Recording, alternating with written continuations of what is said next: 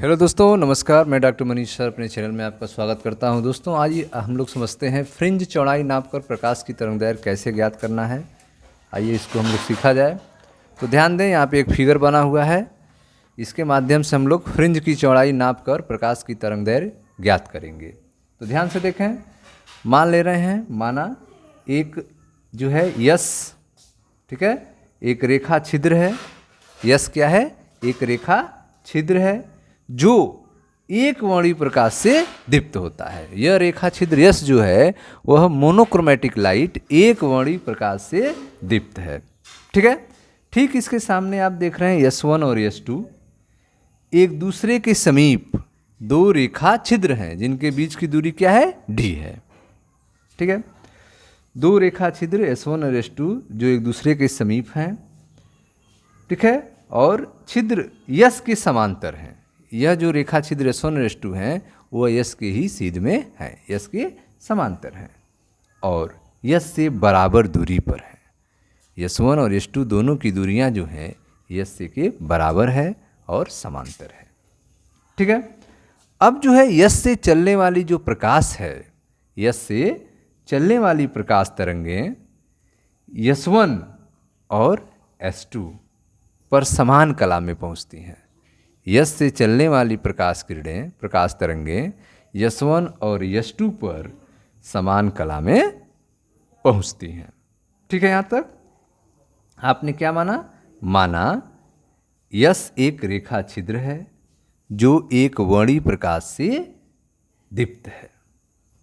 S1 और S2 एक दूसरे के समीप दो रेखा छिद्र हैं जो रेखा छिद्र यस के समांतर और यस से बराबर दूरी पर है, ठीक है। यस से चलने वाला प्रकाश तरंगें S1 और S2 पर समान कला में पहुंचती हैं, ठीक है। हाइगेंस के सिद्धांत के अनुसार S1 और S2 जो है नए प्रकाश स्रोत का कार्य करता है। हाइगेंस के अनुसार S1 और S2 नए प्रकाश स्रोत का कार्य करता है। अब चूंकि इनके बीच कलांतर नियत है, इनके बीच अंतर नहीं है, इनके बीच कलांतर नियत है, इसलिए S1 और S2 जो है कला संबद्ध स्रोत होंगे। इनके बीच कलांतर नहीं है इसलिए और S1 और S2 क्या होंगे? कला संबद्ध स्रोत होंगे। S1 और S2 से द्वितीयक तरंगिकाएं चलती हैं। S1 और S2 से क्या चलती हैं? द्वितीयक तरंगिकाएं चलती हैं जो दूर स्थित पर्दे पर, ये देखें यहाँ पर्दा लगा हुआ है, दूर स्थित पर्दे पर व्यतिकरण फ्रिंज बनाती हैं। दूर स्थित पर्दे पर क्या बनाती हैं? व्यतिकरण फ्रिंज बनाती हैं। इन फ्रिंजों की चौड़ाई को नापकर हमें प्रकाश के तरंगदैर्घ्य की गणना करना है। इन फ्रिंजों की चौड़ाई को नापकर हमें प्रकाश के तरंगदैर्घ्य की गणना करना है, ठीक है। तो आप देख रहे हैं कि S1 और S2 से द्वितीयक तरंगिकाएं चलती हैं जो दूर स्थित पर्दे पर व्यतिकरण फ्रिंज बनाती हैं और इन्हीं फ्रिंजों की चौड़ाई नापकर हमें प्रकाश की तरंगदैर्घ्य की गणना करनी है, ठीक है। मान ले रहे हैं स्लिट के बीच अंतर, स्लिट के बीच का अंतर था S1 और S2 के बीच के डिफरेंस D है, ठीक है। मान ले रहे हैं स्लिटों के बीच का अंतराल, स्लिटों के बीच का अंतराल S1 और S2 के बीच की दूरी कितनी है? D है, ठीक है। स्लिटों से पर्दे की दूरी, स्लिटों से पर्दे की दूरी अर्थात C से O तक की दूरी, C से O तक की दूरी D है। C से O तक की दूरी क्या है? D है, ठीक है। स्लिट से पर्दे की दूरी CO बराबर कितना है? कैपिटल D है, ठीक है। माना पर्दे पर स्थित बिंदु P, यहाँ पे देखें ध्यान से, यह पर्दा है, इस पर्दे पर बिंदु P है, यह क्या है? बिंदु P है। पर्दे पर स्थित बिंदु P एक दीप्त फ्रिंज बनाती है। यह बिंदु P जो है यहाँ पे कैसा फ्रिंज बन रहा है? एक ब्राइट फ्रिंज बन रहा है, दीप्त फ्रिंज बन रहा है, ये मान ले रहे हैं। पर्दे पर स्थित बिंदु P पर एक दीप्त फ्रिंज बन रहा है, ठीक है। माना दिक् रेखा छिद्र S1 और S2, S1 और S2 का लंब अर्धक CO है, यह लंब अर्धक S1 और S2 के लंब अर्धक, इस लंब का आधा क्या है, CO है। S1 और S2 का लंब अर्धक क्या है, CO है। ठीक है, S1 और S2 का लंब अर्धक CO पर्दे पर बिंदु O पर मिलता है। S1 और S2 का लंब अर्धक CO जो है वह पर्दे के बिंदु O पर मिलता है। ठीक है, बिंदु P से O की दूरी, बिंदु P से O की दूरी कितनी है, तो बिंदु P से O की दूरी x है। बिंदु P से O की दूरी कितनी है, x है। ठीक है, PO की दूरी, P से O तक की दूरी क्या है, x है। ठीक है, S1 और S2 से चलने वाली तरंगे जो हैं बिंदु P तक पहुंचने में कितनी दूरियां तय करेंगी। ठीक है, S1 और S2 से चलने वाली, S1 और S2 से चलने वाली तरंगें बिंदु P पर पहुंचने के लिए अलग अलग दूरियां तय करती हैं। यह S1P और यह S2P तय करती हैं। ठीक है, तो S1 व S2 से चलने वाली, ठीक है, तरंगें, S1 और S2 से चलने वाली तरंगें बिंदु P पर, कहाँ पे, बिंदु P पर पहुंचने के लिए, बिंदु P पर पहुंचने के लिए अलग अलग दूरियां, अलग अलग दूरियां, अलग अलग दूरियां कौन कौन है, S1P है और S2P तय करती हैं, तय करती हैं। ठीक है ना, S1P और S2P दूरी तय करती है। ठीक है, S1P और S2P तय करती है, दोनों अलग अलग दूरी हैं। अब इनमें अंतर क्या है। ठीक है, अतः इनके बीच पथांतर, पथ का अंतर, इनके बीच पथांतर, पथांतर मतलब S2P minus S1P, S2P minus S1P है। इनके बीच पथांतर क्या है, S2P माइनस S1P है। यह कैसे निकलेगा पथ में अंतर, तो इसके लिए एक लंब डाला जाएगा। ठीक है, माना S1 से S2P पर लंब S1A है, S1 से S2P पर लंब है S1A। ठीक है, S1A डाला गया, डाला गया है। उस कंडीशन में तब बिंदु P पर दोनों तरंगों के बीच पथांतर, तब बिंदु P पर दोनों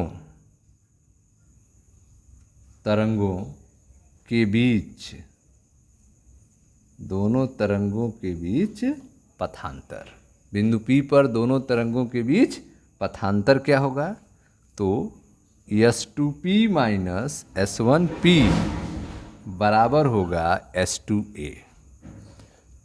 S2P माइनस S1A बराबर किसका होगा, S2A के। यही पथ में अंतर होगा, यही S2A, यहाँ तक की दूरी, यही पथांतर है, यही अंतर है।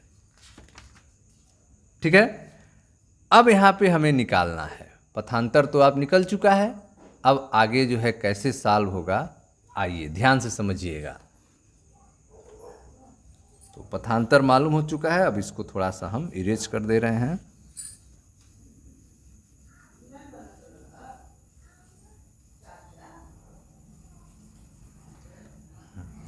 तो पथांतर जो निकला है वह है S2P माइनस S1A बराबर S1A। ठीक है, यही आपका पथांतर निकला है। नहीं, S2A, S1A नहीं, S2A, यह S2A, यहाँ तक यह पथांतर है।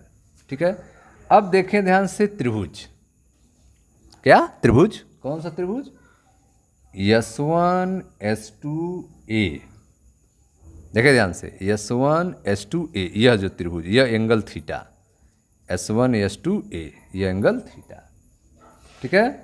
तथा PCO, कौन सा त्रिभुज, PCO समरूप है, समरूप है। S1 S2 A यह त्रिभुज, और कौन सा त्रिभुज, PCO, PCO यह त्रिभुज, यह एंगल थीटा बन रहा है। S1 S2 A यह त्रिभुज, ठीक है, और कौन सा, PCO यह त्रिभुज, दोनों क्या है, समरूप है। तो समरूपता का नियम क्या है, अतः S2A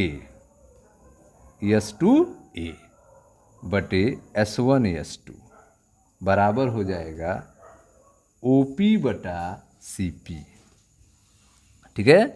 S2A यह दूरी और यह लंबवत दूरी S1 S2 बटा S1 S2 बराबर होगा OP यह दूरी, लंबवत दूरी OP, और बटे CP यह दूरी CP। किस नियम से, समरूपता के नियम से। दो त्रिभुज कौन कौन बन रहे हैं, S1 S2 A यह एक त्रिभुज बन रहा है, कोण थीटा है, और बन रहा है PCO यह एक त्रिभुज बन रहा है, PCO इसका कोण थीटा, यह दोनों क्या है, समरूप है, ठीक है। तो S1 S2, ठीक है, नियम लगाएंगे, S2A यह दूरी, S2A बटे S1 S2, S2A बटे S1 S2, तो OP बटे CP, ठीक है, यह हो गया। अब जो है दूरी CO, जो दूरी CO है, C से O तक की दूरी, यह दूरी CO S1 S2 की तुलना में, S1 S2 की तुलना में बहुत बड़ी है। क्या है, बहुत बड़ी है। जो दूरी C से O तक की दूरी है वह इस S1 S2 की तुलना में क्या है, बड़ी है, बहुत बड़ी है, ठीक है। अतः CP को CO के बराबर ले सकते हैं, CP को CO के बराबर ले सकते हैं। CP को किसके बराबर ले सकते हैं, CO के बराबर। CP को ले सकते हैं CO के बराबर। क्यों ले सकते हैं, क्योंकि जो CO दूरी है वह C से O तक की दूरी है, वह S1 S2 की तुलना में बहुत बड़ी है, ठीक है। इसलिए जो है हम अब लिखेंगे S2A बटा S1 S2 बराबर OP बटे CO, ठीक है। CP की जगह क्या लिखेंगे, CO लिखेंगे, ठीक। अब वैल्यू लिखते हैं, वैल्यू पुट करते हैं, S2A बटे S1 S2 की दूरी क्या माने हैं, D माने हैं, और O से P तक की दूरी क्या माने हैं, X माने हैं, ठीक है। तो इसमें जो है आप पढ़ रहे हैं फ्रिंज चौड़ाई नापकर प्रकाश का तरंगदैर्घ्य ज्ञात करना। इसमें आपने पथांतर निकाला, S2P माइनस S1A बराबर S2A, यह पथांतर है, ठीक है। अब जो है त्रिभुज, दो त्रिभुज आपने लिया है, S1 S2A यह त्रिभुज, और PCO यह दोनों त्रिभुज समरूप हैं, इसलिए यहाँ पे समरूपता का नियम आपने लगाया है। S2A बटे S1 S2 बराबर OP यह दूरी अब बटे CP यह दूरी। अब जो है CO, C से O तक की जो दूरी है, CO S1 S2 की तुलना में बहुत बड़ा है, ठीक है। इसलिए CP को CO के बराबर ले सकते हैं। जो C से P तक की दूरी है उसको C से O के बराबर लिख सकते हैं। तो CP की जगह क्या लिखेंगे, CO। तो S2A बटे S1 S2 बराबर OP बटे CO मान रखते हैं। S2A बटे S1 S2 की दूरी D है और O से P तक की दूरी ओ से पी तक की दूरी x है और C से O तक की दूरी d है। ठीक है, पथांतर क्या होगा? पथांतर S2A बराबर तिर्यक गुणा क्या हो जाएगा? XD बटे कैपिटल T। पथांतर S2A बराबर XD बटे कैपिटल T। ठीक है, यह हमारा निकल गया पथांतर। ठीक, अब जो है हम लोग दीप्त फ्रिंज की स्थिति देखेंगे और अदीप्त फ्रिंज की स्थिति को देखेंगे। दीप्त फ्रिंज की स्थिति और अदीप्त फ्रिंज की स्थिति की चर्चा की जाएगी। ठीक है, तो ध्यान से समझिएगा। सबसे पहले हम लोग ले रहे हैं दीप्त फ्रिंज की स्थिति। किसको ले रहे हैं? दीप्त फ्रिंज। ठीक है, दीप्त फ्रिंज। ठीक है, दीप्त फ्रिंजों की स्थितियां, दीप्त फ्रिंजों की स्थितियों के बारे में देखा जाए। कहाँ पे दीप्त फ्रिंज बनेगा और कहाँ पे अदीप्त फ्रिंज बनेगा। ठीक है, प्रकाश की तीव्रता अधिकतम जो है उन स्थानों पर होगी जहां व्यतिकरण करने वाले प्रकाश तनिकाओं के बीच पथांतर। ठीक है, पथांतर कितना होगा? पथांतर जो होगा 0 लैम्डा 2 लैम्डा यह होगा।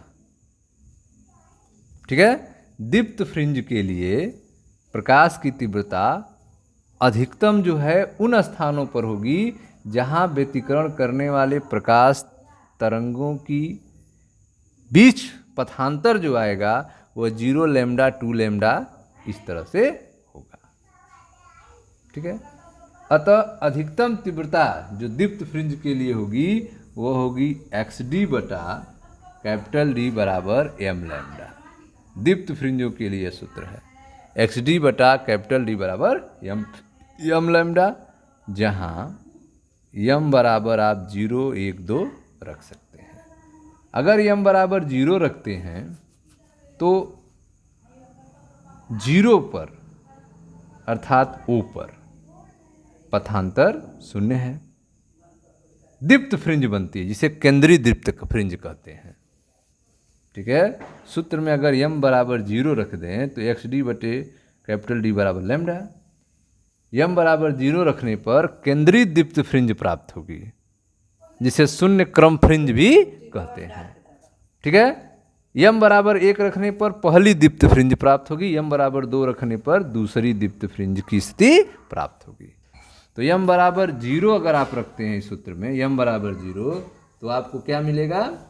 केंद्रीय दीप्त फ्रिंज मिलेगी। आपको केंद्रीय दीप्त फ्रिंज मिलेगी, केंद्रीय दीप्त फ्रिंज आपको मिलेगी।